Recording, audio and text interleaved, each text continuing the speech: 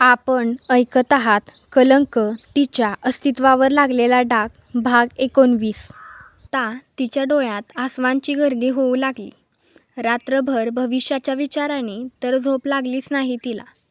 त्याने त्याच्या आईला हेल्पर गर्ल आहे असं का सांगितलं? काय साध्य करायचं होतं त्याला? असा विचार करूनच तिचं डोकं दुखायला लागलं होतं. सकाळीच सूर्याच्या कोवळ्या किरणांमुळे तिला जाग आली. उशीर झाला होता उठायला. तिला आता असं वाटू लागलं की त्याची आई तिच्यावर ओरडेल, म्हणून ती आपले पटकन उरकून बाहेर आली. उठलीस? त्याच्या आईने तिला विचारलं. तसं ती घाबरली. आता तिला वाटू लागले त्या ओरडतील तिला. तिने फक्त आपली मान हलवली. त्याची आई किचनमध्ये काहीतरी नाश्ता बनवत होती. जवळपास आता ते बनवून झालेलं होतं आणि आता ते प्लेटमध्ये वाढून घ्यायचं चालू होतं. ये बस, आता नाश्ता करून घे, त्याची आई डायनिंग टेबलवर प्लेट्स ठेवत म्हणाली. तिला आश्चर्य वाटलं की आपली ओळख एक हेल्पर गर्ल म्हणून असतानासुद्धा इतकी फॉर्मॅलिटी का करत आहेत त्या. पण काहीही न बोलता ती तशीच जाऊन टेबलवर बसली आणि पोहे खाऊ लागली. महिना जास्तीत जास्त 10,000 भेटतील तुला. फक्त भांडी आणि कपडे वाळत घालायचे बघ. असेही कपडे वॉशिंग मशीनला असतात, तर कपड्यांचा लोड येणार नाही तुला, त्याची आई नाश्ता करत म्हणाली. तिने काही न बोलता फक्त मान हलवली. देवाक्षी, तुझा नाश्ता झाला की खाली पार्किंगला ये, तो आपल्या हातात घड्याळ घालत म्हणाला. एवढं बोलून तो बाहेरसुद्धा निघून गेला. नाश्ता तरी करून गेला असता, त्याची आई थोडं चिडून म्हणाली. ती त्याच्या कारच्या मागच्या सीटवर बसली. तसं त्याने भुवया वर करत तिच्याकडे बघितलं. आता काय? ती त्रासलेल्या आवाजात म्हणाली. आता तर मी काहीच केलं नाही, तरी असा का बघतोय, असं म्हणणं होतं तिचं. मी तुझा ड्रायव्हर आहे का? त्याने तिला विचारलं. नाही मग? ती पण त्याच उद्धट प्रश्नात म्हणाली. तिला त्याचा रात्री आईला आपली ओळख एक कामवाली मुलगी म्हणून करून दिला याचा राग आला होता. मग पुढे येऊन बस, त्याने डोळ्यांनी तिला इशारा केला. तसं ती आपले मनातच डोळे फिरवत पुढे जाऊन बसली. नाही म्हटलं तरी 2-3 शिव्या आल्याच तिच्या मनात, पण तिने त्यांना माघारी पाठवलं. आता जरा अतिच करत होता हा, असं तिला वाटत होतं. आज त्याने white shirt and black formal pant घातली होती. डोळ्यांवर एक गॉगल घातला होता जे त्याच्या पर्सनॅलिटीवर एकदम मॅच होत होता. तुम्ही तुमच्या आईला मी कामवाली आहे असं का सांगितलं? तिने विचारलं त्याला. First correct that word. कामवाली नाही, हेल्पर गर्ल म्हणालो होतो मी, तो आपला फोकस समोर ठेवत म्हणाला. इंग्लिशमधून बोलला काय आणि मराठीमधून बोलला काय, अर्थ तर एकच निघतो, ती त्याला म्हणाली. नाही, हेल्पर गर्ल म्हणजे मदत करणारी आणि कामवाली म्हणजे घरातील कामे करणारी. तो पुन्हा आपल्या त्या शब्दांवर ठाम होता. घरातली कामे करणारी असो नाहीतर मदत करणारी असो, करायची तर दोन्हीच भांडी ना. फरक फक्त एवढाच की मदत करणारीच्या पुढे कामात असा शब्द नाही आला. तिने आपला पॉईंट प्रूफ केला. हो, बरोबरच आहे म्हणा ते. आता मात्र तो हसला. मग? तिने हाताची घडी घालत विचारलं. काय मग? तो न समजून तिला म्हणाला. मग तुम्ही का सांगितलं असं? तिच्या आवाजात आता त्याला राग जाणवला. ओ, तर तुला राग पण येतो का?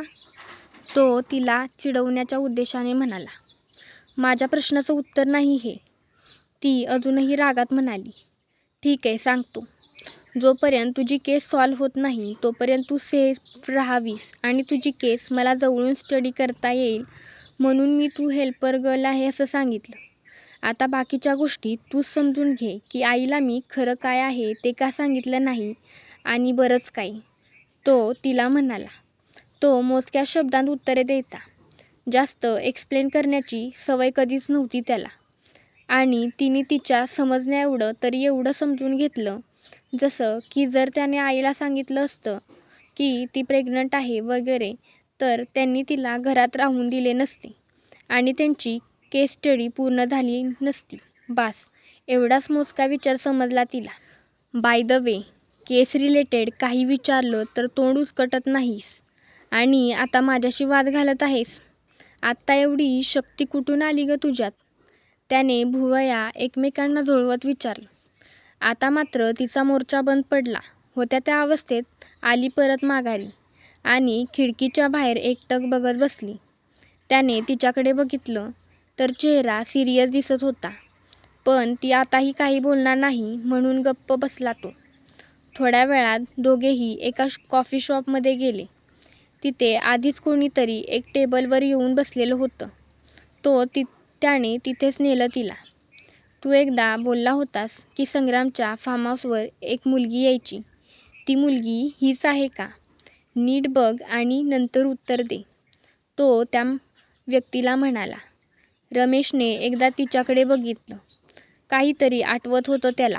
कुठेतरी बघितल्यासारखं वाटत होतं, पण कुठे ते अजूनही नीट आठवत नव्हतं. साहेब, हिला बघितल्यासारखं तर वाटतंय मला, पण कुठे ते माहीत नाही. रमेश आपल्या स्मृतीवर जोर देत म्हणाला. फार्म हाऊसवर बघितलं असशील? त्याने त्याला प्रश्न विचारला. नाही, तशी वाटत नाही ही तशा मुलींतली. पण हां, आठवलं, साहेबांबरोबर एकदा शॉपिंगला गेली होती. रमेश त्याला म्हणाला. शॉपिंगला गेलेली हे तुला कसं समजलं? लक्ष ठेवून होतास का यांच्यावर? आता त्याने रमेशकडे नजर रोखली. नाही, त्या दिवशी नेमका मी त्या मॉलच्या बँकमध्ये गेलो होतो. तेव्हाच मी दोघांना मॉलमधून बाहेर पडताना बघितलं. अजून काही आठवतंय का तुला? तो एकदा रमेशकडे आणि एकदा देवाक्षीकडे बघत म्हणाला. देवाक्षी आता गप्प बसली होती, पण तिच्या मनात मात्र वादळ उठलं होतं. नाही, एवढंच आठवतंय. रमेश एवढं बोलून गप्प बसला, पण त्याची बॉडी लँग्वेज जरा वेगळी वाटत होती. जसं की तो आपल्या डोळ्यांची उघडझाप जास्त प्रमाणात करत होता आणि नॉर्मल ब्रीदिंगपेक्षा जास्तच ब्रीथ करत होता. दोघांनाही नोटीस करत होता तो. सगळे हावभाव आपल्या नजरेत स्कॅन करायचं चाललं होतं. कोण खरं बोलतंय आणि कोण खोटं हे तो लगेच ओळखत होता. ती शॉपिंगला तर नक्कीच गेली होती, कारण जर ती गेली नसती तर तिने आत्तापर्यंत स्वतःला डिफेन्स करायला पाहिजे होतं, पण नाही केलं तिने तसं.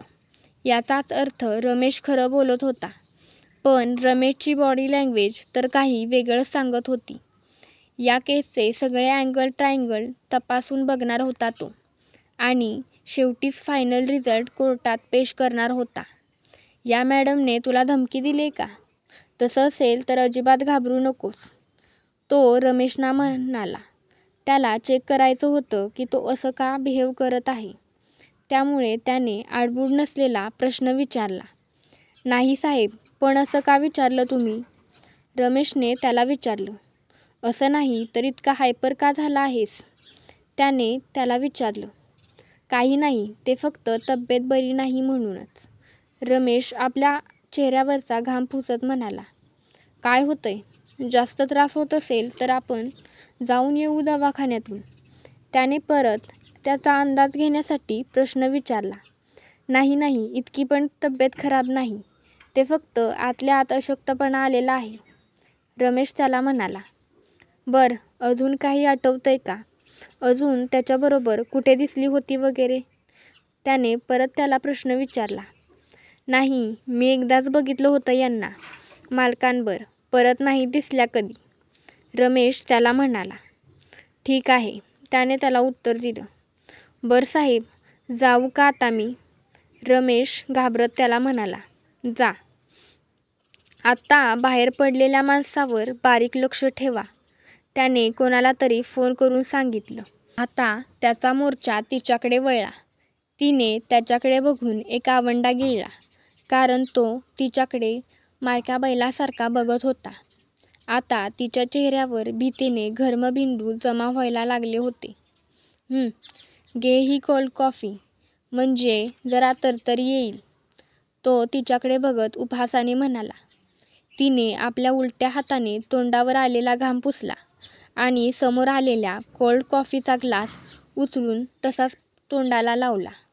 त्याच्यासारख्या तळपत्या सूर्यासमोर टिकून राहण्यासाठी तिचा घसा, डोकं आणि मेंदू आणि महत्त्वाचं म्हणजे 5 इंद्रिय थंड असणे गरजेचं होतं. अंक तिच्या अस्तित्वावर लागलेला डाग या कथेचे अपडेट्स मिळवण्यासाठी माझ्या कथाविश्व या चॅनलला सबस्क्राईब करा.